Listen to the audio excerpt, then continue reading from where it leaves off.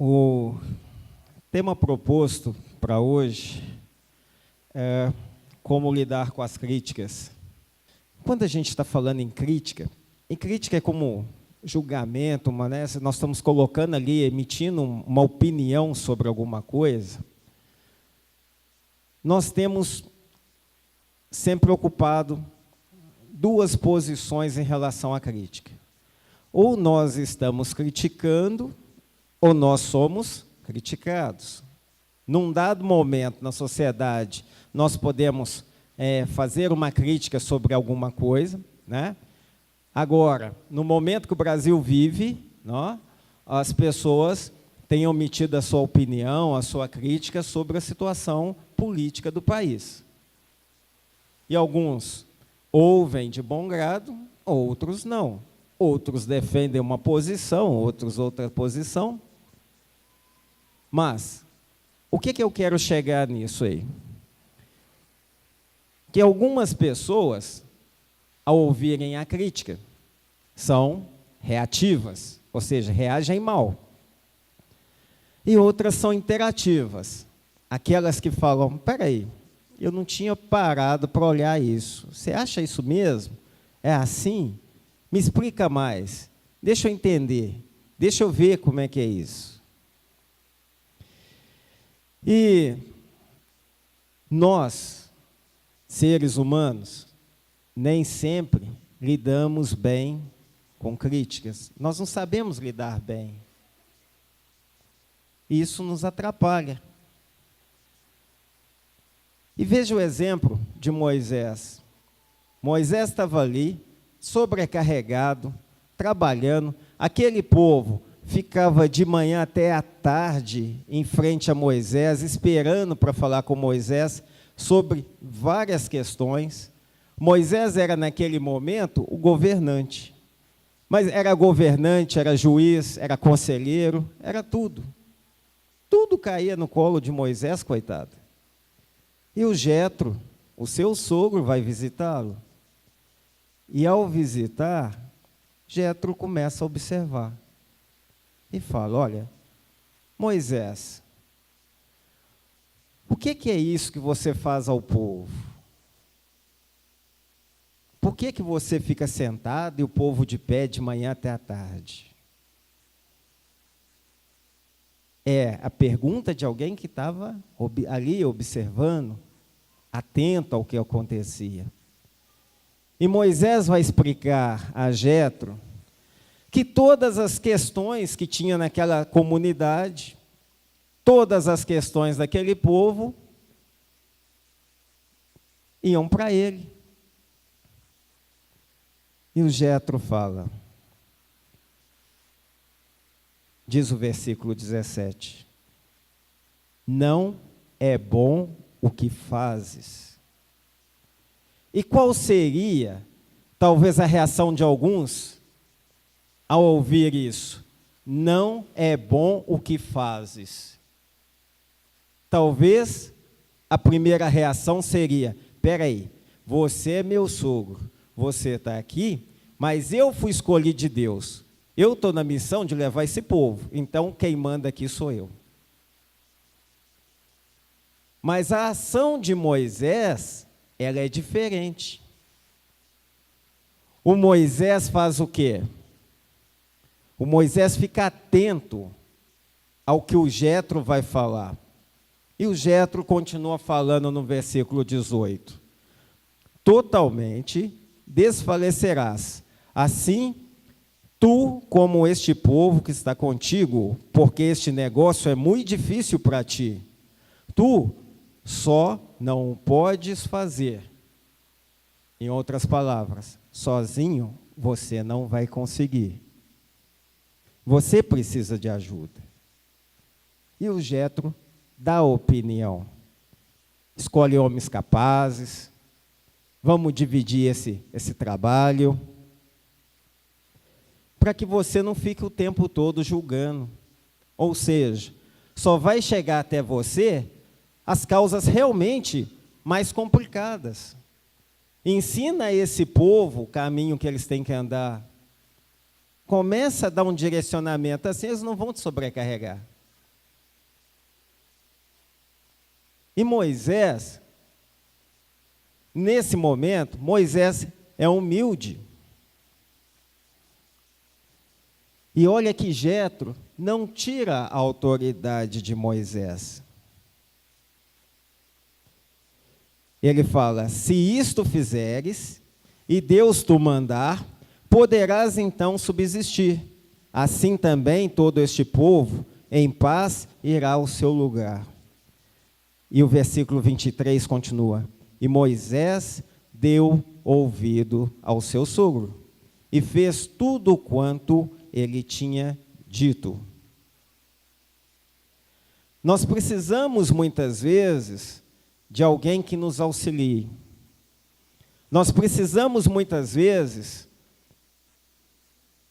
escutar uma determinada crítica e ser como Moisés, interagir, entender por que aquela pessoa está falando isso. E nós temos uma dupla responsabilidade, porque às vezes aqueles que emitem uma crítica têm que fazer também como o sogro de Moisés. Primeiro ele observou o problema, ele definiu o que era que estava errado, e ele chega para Moisés como alguém que vai colaborar. E fala: olha, Moisés, posso te ajudar? Isso que você faz não é bom. Nós lidamos muito bem com o quê? Com elogio. Se alguém aqui é elogiado, a gente, né? A gente é gostoso a gente ser elogiado, a gente se engrandece, a gente acha que o serviço que a gente está fazendo está sendo bem observado, aquilo que a gente faz está sendo reconhecido, é muito bom. Mas a gente lida mal com crítica. Se, pelo lado do elogio, a gente melhora ainda mais aquilo que está bom, pelo lado da crítica, a gente pode melhorar aquilo que está fraco. A gente precisa ter humildade para reconhecer e para entender. Agora, a questão da crítica é algo que tem que ter o quê? Empatia. E a empatia que eu falo é me colocar no lugar do outro. Tanto para quem está ouvindo, como para quem está falando. Por que ele falou isso? Por que ele disse isso? Ou por que eu vou falar isso? É preciso ter essa sinergia. E muitas vezes, na nossa cultura, a gente aprendeu a simplesmente omitir uma opinião sem levar em consideração o porquê. E ontem, aconteceu uma situação em que eu vivenciei isso. E as pessoas estavam omitindo uma opinião de uma situação que estava ocorrendo, mas elas não tinham todo o contexto, não sabiam de tudo o que tinha acontecido até aquele momento, para que aquela situação se resultasse naquilo. As pessoas passavam e falavam: olha, a minha opinião é essa. Ou simplesmente falavam: por que isso está acontecendo? Às vezes a gente faz isso, não faz? A gente não tem todo o contexto, mas a gente chega, né? E como um bom centroavante, né? Levantou a bola, você chuta, né? Não quer saber nem para que lado que está o gol, mas chuta.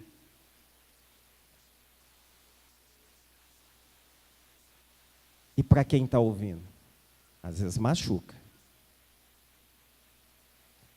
As palavras, muitas vezes, nos ferem. Então, para quem está ouvindo, muitas vezes a gente tem que tomar a seguinte posição: não atentar para quem está falando a pessoa, mas o que está sendo falado. Em outras palavras, é o que muitas vezes o mundo faz de uma maneira maldosa, mas eles falam assim: ah, você me dá um limão que eu vou fazer uma limonada. Eu não consigo chupar limão, eu acho azedo demais. Mas se você me convidar para uma limonada, eu vou achar ótimo, somente à tarde, depois daquele sol forte. É refrescante, né? E às vezes a gente tem que ter essa atitude mesmo, sabe? De não atentar para quem está falando, mas o que está sendo falado? Por que ele está falando isso? Isso vai me ajudar? Olha, talvez nem tudo que está sendo falado eu vou aproveitar, mas uma parte eu vou adotar para a minha vida, eu vou tentar mudar, vou tentar fazer. Provérbios, capítulo 15, versículo 31, dá um conselho, e um conselho valiosíssimo para a gente. Provérbios, capítulo 15, versículo 31, diz, todo mundo achou? Provérbios 15, 31. E olha que aqui não é uma ação passiva, mas você está sendo ativo nisso aqui. Provérbios 15, 31 diz: quem ouve a repreensão construtiva terá lugar permanente entre os sábios. Quem recusa a disciplina faz pouco caso de si mesmo, mas quem ouve a repreensão obtém entendimento.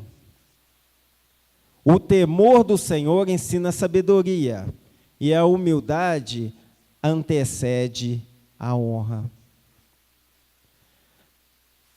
Na minha vida, e todos nós, né, temos esse papel. Ora, eu fui filho, ora, eu fui pai. Quando eu era filho, a minha mãe, olha, não é bom que você conduza meus netos dessa forma. Ora, eu era filho, ora, eu era pai. Ora, alguns aqui são patrões, ora, alguns aqui são empregados. Ora, nós somos pedestres, ora, nós somos condutores de um veículo. E assim a nossa vida vai. Ora, nós estamos sentados, ora, nós estamos aqui à frente. Ora, nós estamos ensinando, ora, nós estamos aprendendo.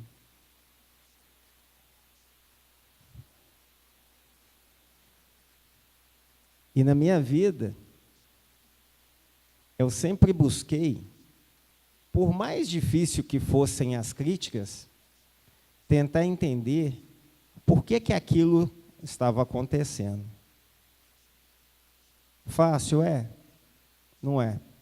Não é fácil. Porque a gente sempre acha que o que a gente fez foi o melhor. Mas às vezes alguém que está de fora fala assim, podia ter sido melhor. Mas como não se abater quando as críticas são injustas? Porque existem situações também que é totalmente injusto. Você fala, poxa, a pessoa entendeu tudo errado. Tudo que ela enxergou está errado. E aí vem a 1 Pedro, capítulo 3, que é importante nós colocarmos em prática. 1 Pedro, capítulo 3. E 1 Pedro 3 não está ensinando aqui a sermos teimosos, mas pelo contrário, está nos ensinando a termos consciência dos nossos atos para que nós possamos julgar se o que está sendo falado vai de encontro ou não com aquilo que a gente está fazendo.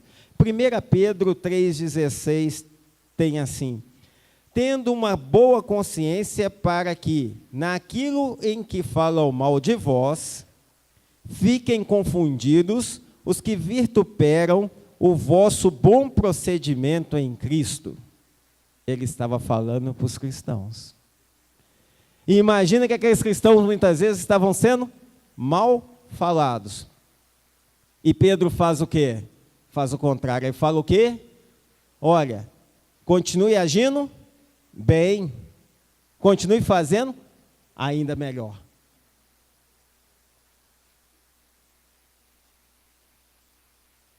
A nossa reação muitas vezes é de parar quando houve uma crítica,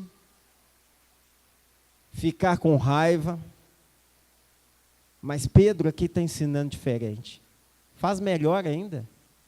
Eles estão falando mal? Faz melhor. Mostra o outro lado. Mostra que você consegue fazer ainda melhor. É um mandamento. Mas nós precisamos muito não confundir conhecimento com teimosia. Porque às vezes alguns vão pegar esse versículo e falar: ah, eu estou certo. O mundo inteiro está errado, eu estou certo. É importante a gente olhar para nós e falarmos assim: será que essa crítica me cabe ou não? Qual que é o padrão de Deus na minha vida? Eu estou de acordo com o padrão de Deus? E se eu estou de acordo com o padrão de Deus, amém? Agora, pode ser, irmãos, e já aconteceu comigo, tá? De pessoas do mundo falarem assim: olha, o seu comportamento cristão não está adequado. E olha, foi alguém do mundo que falou. E alguns de nós, de repente, falam: quem que é ele para falar? Ele nem na igreja está. Mas as pessoas que estão no mundo, às vezes, estão olhando para a gente, esperando que o nosso comportamento seja ainda melhor. E é o nosso dever. É para isso que nós estamos aqui, para tentar sermos ainda melhores. Vocês lembram de Provérbios 15:1? É outro princípio importante quando a gente está ouvindo uma crítica. Isso ajuda muito. Que é: a resposta branda desvia o furor.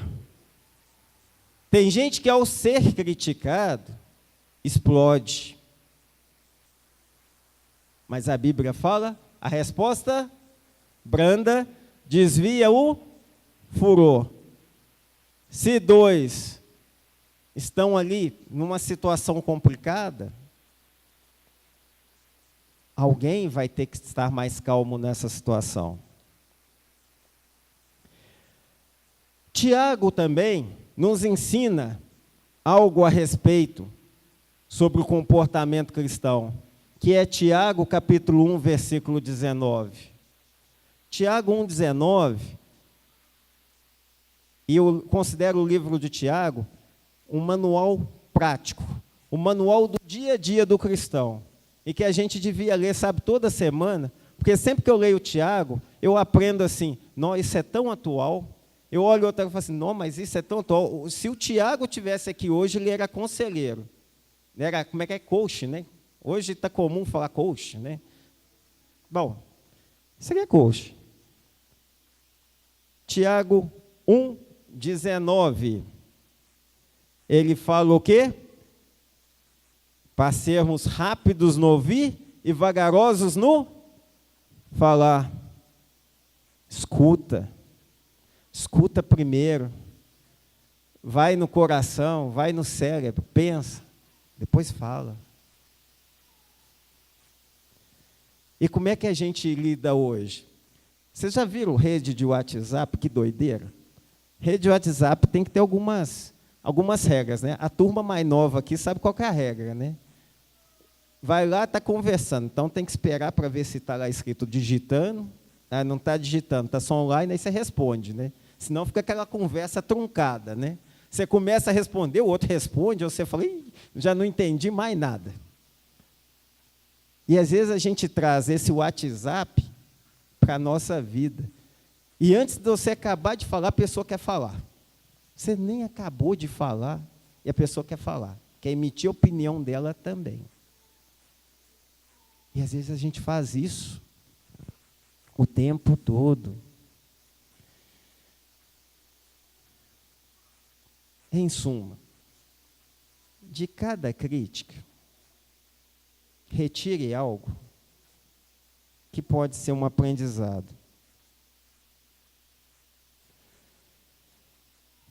Independente de ter ou não sentido, procure observar até que ponto eu posso aproveitar isso que foi falado, ou até que ponto as pessoas que estão falando isso estão falando porque está motivado por algum comportamento meu. Eu estou fazendo algo que está motivando essas pessoas a chegarem até a mim para falar. Então, o que é?